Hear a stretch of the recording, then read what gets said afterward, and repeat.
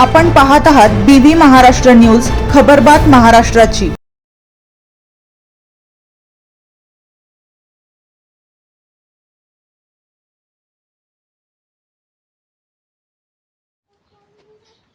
कौतिक पाड्यापासून वाढीव चारी क्रमांक 8 मंजूर करून निधी द्या। शेतकऱ्यांचे जलसंपदा मंत्री गिरीश महाजन यांना साकडे। गेल्या अनेक वर्षांपासून शेतकऱ्यांच्या अपेक्षेचा केंद्रबिंदू असलेल्या केळझर डाव्या कालव्यावरील चारी क्रमांक 8चे काम कौतिक पाड्यापर्यंत पूर्ण झाले आहे।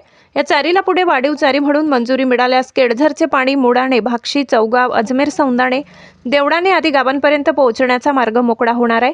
या कामाची आवश्यक सर्व प्रक्रिया, मान्यता व परवानग्या पूर्ण झाल्या असून आता केवळ निधीची प्रतीक्षा आहे। या पार्श्वभूमीवर बिंदू शेठ शर्मा यांच्या माध्यमातून लाभार्थी गावातील शेतकऱ्यांच्या शिष्टमंडळाने जलसंपदा मंत्री तथा नाशिक जिल्ह्याचे पालकमंत्री गिरीश महाजन यांची भेट घेऊन वाढीव चारी क्रमांक 8च्या कामासाठी तातडीने निधी उपलब्ध करून देण्याची मागणी केली। कौतिक पाड्यापासून पुढे जाणाऱ्या वाढीव चारी क्रमांक 8साठी शासनामार्फत निधी निश्चित करण्यात आला असून कामासाठी आवश्यक असलेल्या सर्व मान्यता व परवानग्या पूर्ण झालेल्या आहेत। त्यामुळे निधी उपलब्ध झाल्यास हे काम तातडीने सुरू करता येईल। या चारीद्वारे परिसरातील विविध ठिकाणची धरणे व जलसाठे केळझरच्या पाण्याने भरून घेता येतील।